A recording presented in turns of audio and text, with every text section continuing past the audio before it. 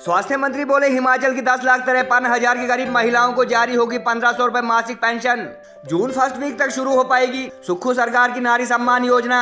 18 से 60 साल की कुल 22,40,000 महिलाओं में से किसी भी तरह का वेतन व पेंशन लेने वाली महिलाओं को योजना से बाहर रखा गया।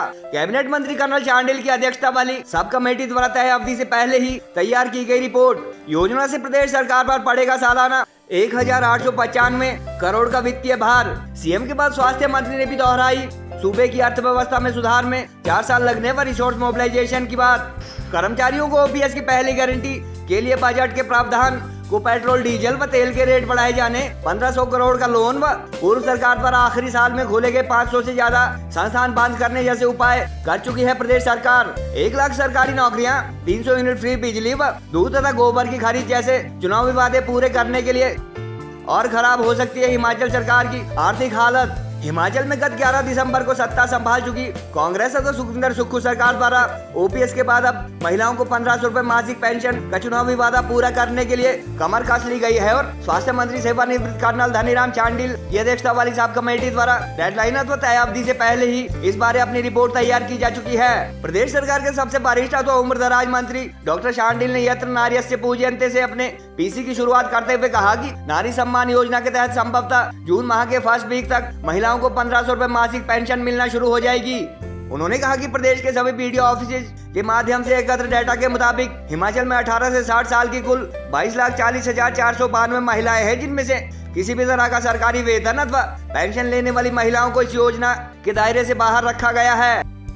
ऐसे में कुल 10,53,021 महिलाएं इस योजना की बेनिफिशियरी अथवा लाभार्थी बनेगी और मार्च में बजट सेशन के बाद अप्रैल में आवेदन की प्रक्रिया शुरू हो जाएगी, जिसकी स्क्रूटनी में 1.5 माह का समय लग सकता है। उन्होंने कहा कि इस योजना से सरकारी खजाने पर करीब 1,895 करोड़ का वित्तीय भार पड़ेगा और सरकार विभिन्न साधनों से रिसोर्स मोबिलाइजेशन अथवा अपनी आय बढ़ाने के लिए कमर कस चुकी है। पत्रकारों से बातचीत में आज मुख्यमंत्री सुखविंदर सुक्खू के बाद डॉक्टर चांडिल ने भी प्रदेश की अर्थव्यवस्था में सुधार के लिए 4 साल लगने की बात कही। गौरतलब है कि गत विधानसभा चुनाव में कांग्रेस द्वारा दी गई 10 गारंटी में से वर्तमान प्रदेश सरकार 2 दशक पहले बंद हुई ओल्ड पेंशन स्कीम को बहाल करने की गारंटी पूरी कर चुकी है और जानकारों के अनुसार आर्थिक बदहाली के दौर से गुजर रही सूबे की सरकार द्वारा महिलाओं को पेंशन, पहली कैबिनेट में 1 लाख व 5 साल में 5 लाख सरकारी नौकरियां, 300 यूनिट फ्री बिजली तथा दूध व गोबर की खरीद जैसी सभी गारंटी यदि पूरी की जाती है तो सरकार की आर्थिक सेहत और खराब होगी और जनता को सामान्य से ज्यादा महंगाई की मार झेलने के लिए तैयार रहना पड़ेगा। ओपीएस की बहाली के लिए बजट की व्यवस्था के नाम पर अब तक सरकार द्वारा डीजल व पेट्रोल तथा खाद्य तेल के दाम बढ़ाए जाने के साथ साथ जानकारी के अनुसार 1,500 करोड़ रुपए का कर्ज लिए जाने व पूर्व प्रदेश सरकार पर आखिरी साल में खोले गए 500 से ज्यादा इंस्टीट्यूट और ऑफिस बंद किए जाने जैसे कड़े फैसले लिए जा चुके हैं। पूर्व प्रदेश सरकार द्वारा करीब 75,000 करोड़ का कर्ज छोड़े जाने व कर्मचारियों व पेंशनर का 11,000 करोड़ जारी न किए जाने का मुद्दा अपने 1.5 माह के कार्यकाल में कई बार उठा चुके मुख्यमंत्री सुखविंदर सुक्खू के अनुसार सूबे के वित्तीय हालात सुधारने में उनका 4 साल का कार्यकाल गुजर जाएगा। बहरहाल ओपीएस बहाली की पहली चुनावी गारंटी पूरी कर चुकी सुखविंदर सुक्खू के नेतृत्व वाली प्रदेश सरकार द्वारा महिलाओं को 1,500 रुपए पेंशन दिए जाने संबंधी रिपोर्ट तैयार की जा चुकी है और स्वास्थ्य मंत्री के अनुसार जून माह के फर्स्ट वीक में किसी भी तरह का वेतन व पेंशन न लेने वाली महिलाओं के खाते में पैसे आना शुरू हो जाएंगे। देखिए, हमारे वेदों में भी कहा है, यत्र नार्यन्तु पूज्यन्ते यत्र नार्यस्य पूज्यन्ते रमन्ते तत्र देवता, कि जहाँ नारी की पूजा, नारी का सम्मान होता है, वहाँ देवताओं का वास होता है। और हमारे प्रदेश में भी, इस देवभूमि में, इसे हम सब लोग जानते हैं कि हमारी माँ, बहन, बुआ, दादी, चाची, ताई, इन्होंने कितना हम लोगों के जीवन में फ़र्क डाला है, हम लोग सभी।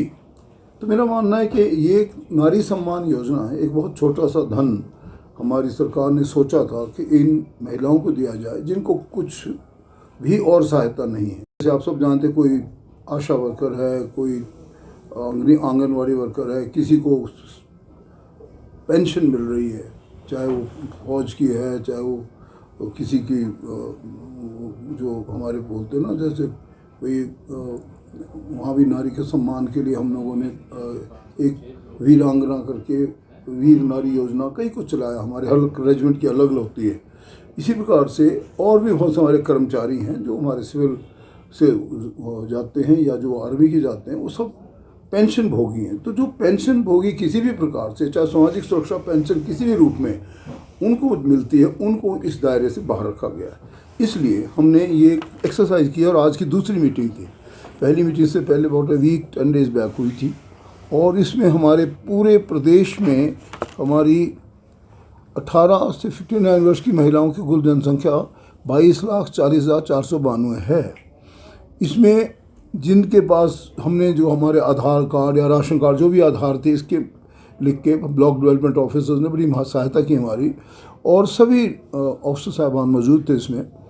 तो इसमें कुल पात्र महिलाओं की जो संख्या बनती है जिनको मिलनी चाहिए ये राशि, वो बनती है एज ऑन टुडे 10,53,021। और इन महिलाओं को वार्षिक वित्तीय भार जो मैंने जिसे कहते हैं financial burden on the exchequer क्या पड़ेगा, वो पड़ेगा 1,895 करोड़, मतलब 2000 से के बीच में रहेगा। तो ये हम लोगों ने आज का निर्णय हमारा जो हुआ है ये हुआ है और ये जाएगा कैबिनेट नोट के रूप में यानी कैबिनेट में, और उसके बाद बजट प्रपोजल का ये हिस्सा बनेगी, ऐसी हमारी प्रस्तावना है। देखिए, हम साथ ही साथ में ये हमारा सबसे ज्वलंत मुद्दा है कि रिसोर्स मोबिलाइजेशन कैसे की जाए, क्योंकि हम देने की बात कर रहे हैं तभी होगी जब कुछ आपके पास होगा, किट्टी में कुछ होगा। अभी सबसे पहला क्षेत्र हमारा वो है पर्यावरण से संबंधित। आपने देखा होगा कल हमारे 18 या 19 गाड़ियों को हरी झंडी दी है। पर्यावरण को सुरक्षा करने का मतलब एक और है कि हर किलोमीटर आप सिर्फ 10 नए पैसे खर्च हो गए। मैं से आधे घंटे पहले सीएम साहब नहीं आ रहे तब तो मुझे समय मिला, उसकी गाड़ी में बैठा, उसकी ऑपरेशन समझे। और ये गाड़ी सचमुच में अमेरिका के कुछ हिस्सों में जहाँ जहाँ गई है, मैंने उनका डेटा भी पढ़ा, तो अब अंदाज़ा लगा सकते हैं कि कितनी ड्रास्टिक चेंज होगी कि हर किलोमीटर सिर्फ आप 10 नए पैसे खर्च कर रहे हैं। तो जो 4 साल की बात उन्होंने कही वो ठीक कह रहे हैं। It will take us some time, एकदम कोई भी व्यवस्था नहीं होती, लेकिन हमारे पास व्यवस्था शुरू करने के एक तो यही जो आपके सामने हुआ ये हो जाएगा, हमारे काफ़ी भार इससे कम होगा।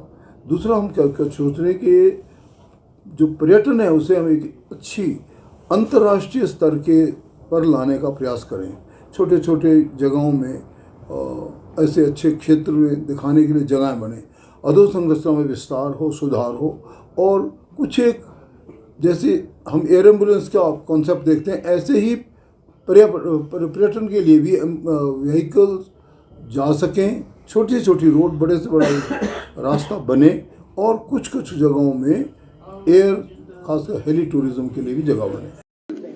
पिछले ही कल मैं आज देख रहा था कि जयराम ठाकुर जी ने एक प्रेस कॉन्फ्रेंस की और कहा कि सरकार ने 1500 करोड़ रुपए का कर्ज लिया है।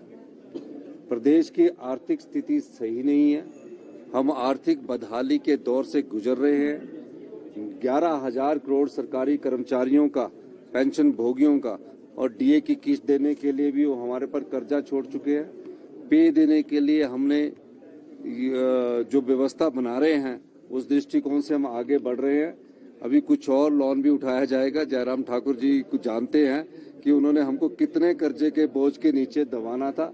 राजनीतिक लाभ के लिए उन्होंने फैसले किए और राजनीतिक लाभ से आज प्रदेश ऐसी आर्थिक बदहाली की स्थिति में पहुंच गया है जिसको संभालने के लिए 4 साल लग जाएंगे। 4 साल आर्थिक स्थिति की बदहाली से लाने के लिए